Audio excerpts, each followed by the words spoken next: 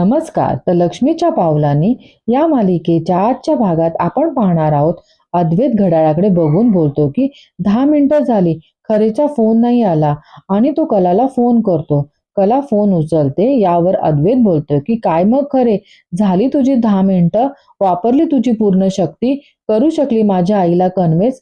कला म्हणते चांदेकर, उगाच टोमणे मारू नकोस. अद्वैत म्हणतो की नाही नाही, टोमणे नाही मारत आहे, खूप सिरियसली बोलते. खूप टेन्शन आहे ग तुला तुझ्या आणि आईच्या या मंगळागौरीबद्दल. कला बोलते की तुझ्या आवाजाचा रूप कळत नाही आहे का मला, टोमणेखोर कुठला. यावर अद्वैत बोलतो की ठीक आहे बाबा, टोमणेखोर तर टोमणेखोर, पण काय झालं. यावर कला बोलते की नाही जमलं मला. झालं समाधान. अद्वैत बोलतो की आता ती परफेक्शनिस्टची आई आहे म्हटल्यावर ती इतक्या सहजासहजी कन्व्हिन्स होणार नाही. काय ना खरे, एखादी गोष्ट आपल्याला नाही जमली तर आपण लगेच मान्य करावं.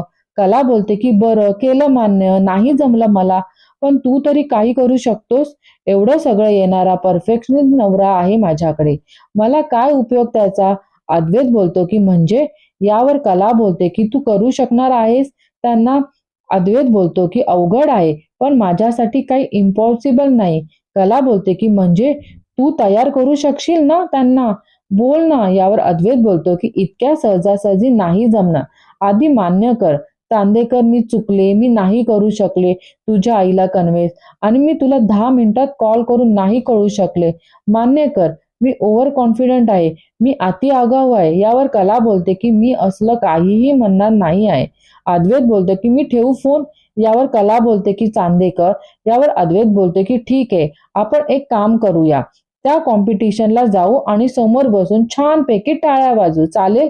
कला बोलते ठीक आहे. अद्वैत बोलते की काय म्हणालो मी. कला बोलते की अति आगाऊ आहे, मी अति शहाणी आहे, माझ्याकडून चूक झाली. मी सरोज मॅडमना कन्व्हिन्स करायला गेले पण मला नाही जमलं, मी बावळट, मी मूर्ख, मी बेअक्कल. यावर अद्वैत बोलतो की ठीक आहे, एवढं बोलायची काही गरज नाही. माझ्या आईला थोडंसं उचकवलं तेव्हा ती थोडं आपल्या मनासारखं करते. कला बोलते की म्हणजे कसं. यावर अद्वैत बोलतो की आता हा फॉर्म्युला या कॉम्पिटिशन बाबतीत वर्क होईल की नाही माहिती नाही. यू कॅन ट्राय युअर लक. म्हणजे तिला एखादी गोष्ट येत नाही असं म्हटलं की तिला लगेच वाईट वाटतं आणि ती गोष्ट ती तेवढ्याच हिरहिरीने करते. कला खुश होऊन बोलते की असं आहे का, ठीक आहे ठीक आहे, ठेव फोन. यावर अद्वैत बोलते की खरे, मी एवढं छान सुचवलं तुला आणि तू मला थँक्यू म्हणत नाहीये, निदान म्हण तरी चांदेकर थँक्यू. यावर कला बोलते की थँक्यू बाय. आता अद्वैत बोलते की येस, फायनली अति आगाऊने मला थँक्यू म्हणाली. दुसरीकडे आपण पाहतो की कला परत सरोजला कन्व्हिन्स करायला गेलेली असते. तेव्हा सरोज बोलते की आता काय तुझं. यावर कला बोलते की सॉरी, मी सारखं सारखं तेच तेच बोलते. सरोज मॅडम, तुम्ही किती काम करता तो, आणि तुमचं सगळं काम बसूनच असतं. मला असं वाटतं की मंगळागौरीच्या निमित्ताने तेवढ्याच थोडं मनोरंजन होईल. आपण बायकांना हाच एक विरंगुळा असतो ना, म्हणजे कामातून आपल्याला वेळ काढणं होत नाही ना, म्हणून म्हटलं. सरोज ओरडूनच बोलते की तुझं पुन्हा पुन्हा तेच काय ग, आता ही आमची वय आहे का मंगळागौर वगैरे खेळण्याची. कला मनात बोलते की आता फॉर्म्युला चांदेकर. कला सरोजला परत बोलते की बरोबर बोलताय सरोज मॅडम, अहो तुमचं वय आहे का मंगळागौर वगैरे खेळण्याचं. नाही म्हणजे हात मोडला, पाय दुखवला, काय भलतंच होऊन बसलं तर. मला समजायला हवं होतं, मी पण ना. प्रत्येकाला या वयात मंगळागौर खेळता येईलच असं नाही आहे ना.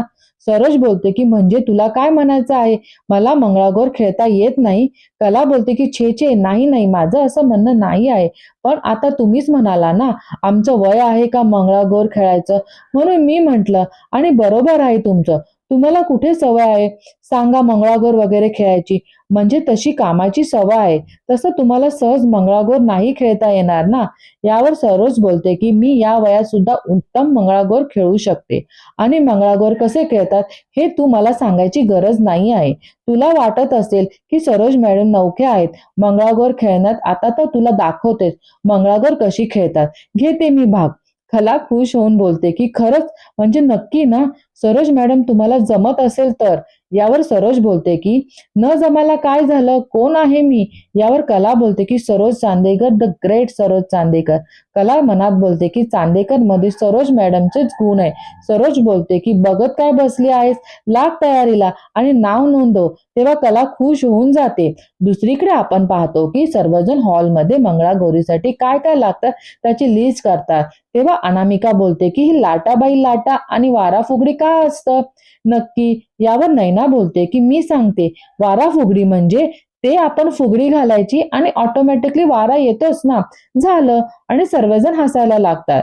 तेव्हा नैना बोलते की मी सर्च करून सांगते. यावर सरोज बोलते की काय सर्च करायचे, चल मी तुला करून दाखवते. तेव्हा सरोज आणि नैना दोघी करतात. तेव्हा काजल कलाकडे आलेली असते आणि ती कलाला फोन करते आणि बोलते की तू सांगितल्याप्रमाणे सगळं सामान घेऊन आले आहे मी, तू बाहेर ये. यावर कला बोलते की आले आले आणि फोन ठेवते. ती घरच्यांना बोलते की मी जरा आले. काजल तिला सर्व सामान देते. कला बोलते की तू सुद्धा उद्या ये आणि तिथून काजल जाते. कला सामान घेऊन आतमध्ये जाते. तेव्हा घरच्यांना बोलते की चला, काजलला जे सांगितलं होतं ते सर्व सामान आणलं आहे. तेव्हा अनामिका मनात बोलते की काजलने आणलं आहे सामान, तर मी तर चूक काढायलाच हवी. आणि कलाला बोलते की कला वहिनी, अगं ही कुठली फुलं? आई, आपलं वेगळं ठरलं होतं ना, कुठल्या तरी वेगळ्या रंगाची फुलं हवी होती आपल्याला. तेव्हा रजनी बोलते की हो, लाल फुलं घ्यायची ठरलं होतं. अनामिका बोलते की केशरी आहे. यावर रजनी बोलते की अगं लाल काय आणि केशरी काय, शेवटी फुलं ती फुलं, आपण करूया ऍडजस्ट. तेव्हा अनामिका सोहमच्या कानात बोलते की ही काय किंवा ती काय, चालून घ्यायचं, ती नाही मिळाली म्हणून मी ऍडजस्टच करते. तेव्हा रजनी बोलते की कला, तुझ्या नावाची पिशवी आहे, वेगळी आहे, एकटीची, म्हणजे आमच्यापेक्षा तुझी आरस वेगळी आणि छानच असणार आहे. तेव्हा नैना मनात बोलते की चला, कलाची पिशवी वेगळी आहे म्हटल्यावर तिच्या पिशवीत उचकापाचक आणि एखादं सामान आरामात लंपास करता येईल आणि मग तिला तोंडावर पाडेल आणि सर्वजण तिथून जातात. तर दुसरीकडे नैनाला झोप लागत नाही. आताच्या आता जाऊन माझं काम करावंच लागेल. Yes Naina, you can do it. आणि ती गेस्ट रूम मध्ये जाते आणि कलाच्या पिशवीतलं सामान घेते आणि स्वतःशीच बोलते की आता हे दिवे नसतील, उद्या सजावट काय करणार ग तू? सगळे म्हणतात ना कलाच्या अंगात खूप कला आहेत, आता बघूया ना उद्या किती कला आहे ते. आता हे दिवेच मिळाले नाही तर काय दिवे लावणार तू? आणि स्वतःच हसायला लागते. तेव्हा ती सर्व दिवे तोडते आणि बोलते की कला, खरे तुझी उद्याची पूजा कशी संपन्न होत आहे ना, ते मी बघते. तेव्हा सर्व सामान पिशवीमध्ये ठेवून जाते आणि तिथून निघून जाते. आता दुसरीकडे आपण पाहतो की सर्वजण रेडी होऊन नऊवारी साडी घालून कार्यक्रमाला आलेले असतात. तेव्हा तिथे अनाउन्समेंट करतात की आपण इथे खास पाहुण्यांना आमंत्रित करत आहोत. तेव्हा ते पाहुणे येतील तेव्हा तुमचा आनंद 1000 पटीने वाढणार आहे.